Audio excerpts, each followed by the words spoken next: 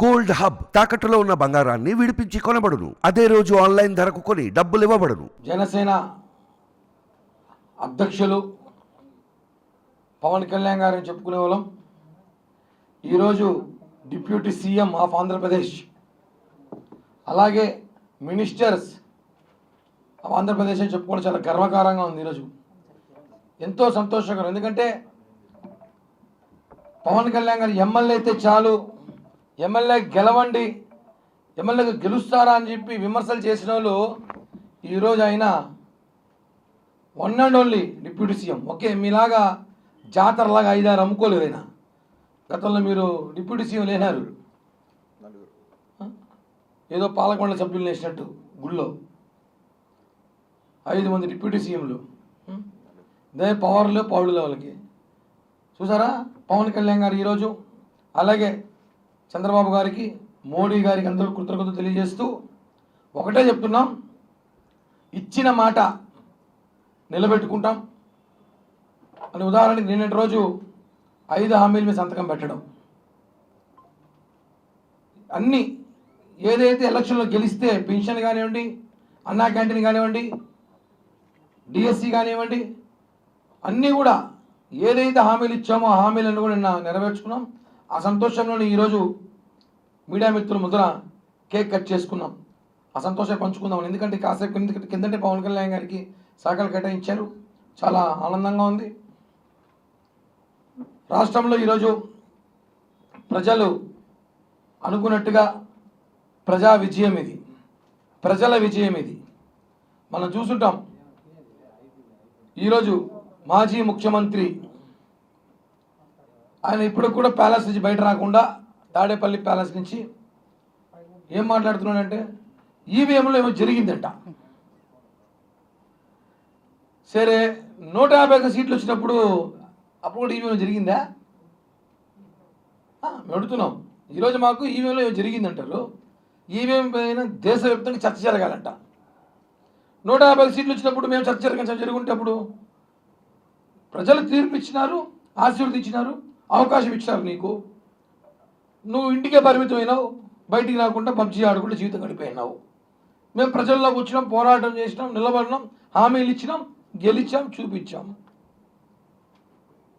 ఒకటే ఈరోజు చాలా సంతోషంగా ఉంది పవన్ కళ్యాణ్ గారిని డిప్యూటీ సీఎంగా చూడడం. రాబోయే రోజుల్లో ఆయన ఉన్నత స్థాయిలో కూడా చూడబోతాం. మేము ఖచ్చితంగా ఆయనని మేము మా కోరికలు ఏదైతే చూడాలనుకుంటున్నామో ఆ కోరిక కూడా నెరవేరుస్తాం. మనం గతంలో కూడా చూస్తుంటాం, కేసీఆర్ మంత్రిగా ఉండే ముఖ్యమంత్రి అయ్యారు. మనందరం అబ్జర్వ్ చేసుకోవాలి. చాలామంది ఏంది ఉప ముఖ్యమంత్రి అని మాట్లాడారు, 2-3 కూడా. కేసీఆర్ కూడా గతంలో మంత్రిగా ఉండి ఈరోజు రాష్ట్రంలో 10 ఏళ్ళు ముఖ్యమంత్రిగా ఉన్నాడు. రేవంత్ రెడ్డి కూడా మంత్రిగా ఉండి ఈరోజు ముఖ్యమంత్రి అయ్యారు. చంద్రబాబు గారు కూడా గతంలో ఎన్టీఆర్ హయాంలో ఉన్నారు, మంత్రిగా ఉండి ముఖ్యమంత్రులు చాలామంది ఉన్నారు. ఈ తెలుగు రాష్ట్రాలే కాకుండా తమిళనాడు, కర్ణాటకలో కూడా. గుర్తుపెట్టుకోవాలి, వైసీపీ నాయకులు నాకైతే ఈ రోజుతో 10 రోజుల్లో కనిపించి పాపం ఎవరు కనిపించట్లేదు. ఒకరు కూడా మాట్లాడతారేమో అనేసి. తిరుపతి నుంచి ఎక్కడ కూడా ఓటమి భయం, మీరు ఓడిపోయారని చెప్పి తెలిసి ఈరోజు ఈవీఎంలో మ్యాజిక్ జరిగింది. మళ్ళీ ఓదార్చా అంటే ఆయన ఇంటికి వచ్చి అందరినీ, ఎవరినో ఫస్ట్ ఆయన ఓదార్చాలి. మనందరం ఫస్ట్ మనంతా వెళ్ళి ప్రజా ఓదార్పు యాత్ర అని చెప్పి జగన్ అనే నిద్రపోవట్లేదైనా ఆయన ఓదార్తాం. మళ్ళీ ఆయన మళ్ళీ దెబ్బలు కొట్టారంట, ఏదో దాడులు చేసినారంట, రకరకాల విమర్శలు చేస్తున్నారు. ఆయన ఓదార్చిన అవసరం ఉంది. ఒక్కరిని వదిలిపెట్టే ప్రసక్తి అయితే లేదు. నిన్న చంద్రబాబు గారు చెప్పారు, టీటీడీ నుంచే ప్రక్షాళన మొదలవుతుందని. వాస్తవం. తిరుమలలో పేరుకుపోయిన దొంగలు ఒక్కొక్క శాఖలో కొండపైన విడిగా తట్టలు పెట్టి వ్యాపారాలు, అంగళ్ళలో వ్యాపారాలు, లైసెన్సులు లేకుండా ఎవ్వరిని వదిలిపెట్టేది లేదు. వైకుంఠం క్యూ కాంప్లెక్స్ నుంచి, జై ఆఫీస్ నుంచి, లడ్డు కౌంటర్ కాడి నుంచి, గుండు కొట్టే చోట ప్రతి చోట అవినీతి, ప్రతి చోట మీ మనుషులే ఉన్నారు. నిజాయితీగా పనిచేసి దేవుని సేవకు పనిచేసే వ్యక్తులు ఎవ్వరు కూడా తిరుమలలో లేరు. అందరూ కూడా ఖచ్చితంగా ప్రక్షాళన చేస్తాం. ఐఏఎస్ ఆఫీసర్తో సహా ప్రతి ఒక్కరిని ప్రశ్నిస్తాం, ప్రతి ఒక్కరి మీద కేసులు పెడతాం. విచారణ చేస్తాం, ఎవరు ఎంత దోచేశారో మొత్తం బయటకు ఎక్కిస్తాం. ఉదాహరణకి ఈరోజు నగిరి మాజీ ఎమ్మెల్యే మా అబ్బాయి కూడా ఏదో కేసు కంప్లైంట్ పెట్టినా అంటే 100 కోట్లు చూసుంటాం, ఏదో బ్యాటు బాల్ 100 కోట్లు వేసినాయి. ఆడుదాం ఆంధ్ర అని ప్రజల డబ్బులతో వాళ్ళు ఆడుకున్నారు, ప్రజల డబ్బుతో ఆడుకున్నారు. మనం చూసుంటాం ఆడుదాం ఆంధ్ర అని చెప్పి జగన్ పుట్టినరోజుకి వేడుకలుగా ఆయన ఏదో మెహర్బాన్ కోసం ఆడుదాం ఆంధ్ర అని చెప్పి 200 రూపాయల బ్యాట్ని 2000 గాను, 10 రూపాయల బాల్ని 100 రూపాయలు గాను, పనికిరాని స్టెంపుల్ తెచ్చి ఇవన్నీ చూపించి 100 కోట్ల స్కామ్ జరిగిందని చెప్పి గతంలో చెప్పా. నా వీడియో ఈ నెల ముందు 7 నెలల ముందు ఉంటుంది, తీస్తే ఇది పెద్ద స్కాము బయట పెడతాం ఖచ్చితంగా అన్నాం.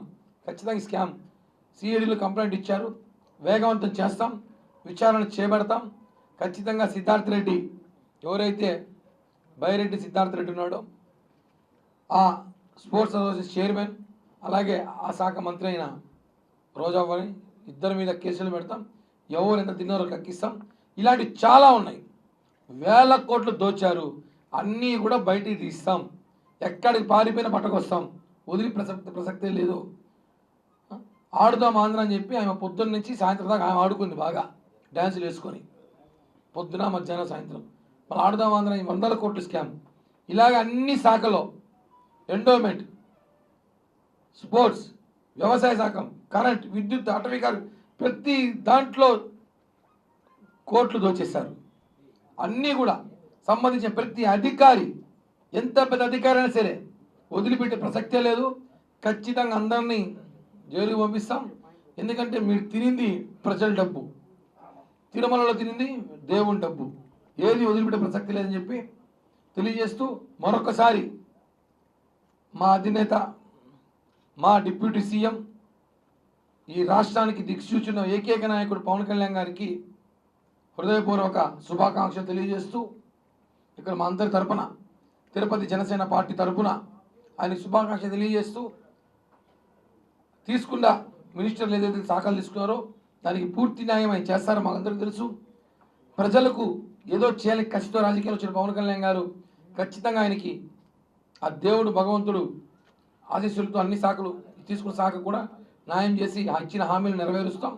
అలాగే పిఎస్సి చైర్మన్ మనోహర్ గారికి కూడా శుభాకాంక్షలు. అలాగే కందుల దుర్గేష్ టూరిజం శాఖ మంత్రి, ఆయనకి కూడా శుభాకాంక్షలు తెలియజేస్తూ, తీసుకున్న ముగ్గురు కూడా ఈ రాష్ట్రంలో అనేక శాఖల్లో కీలక మార్పు తీసుకురావడానికి ప్రయత్నిస్తారని చెప్పి కూడా తెలియజేస్తూ, జై హింద్, జై జనసేన.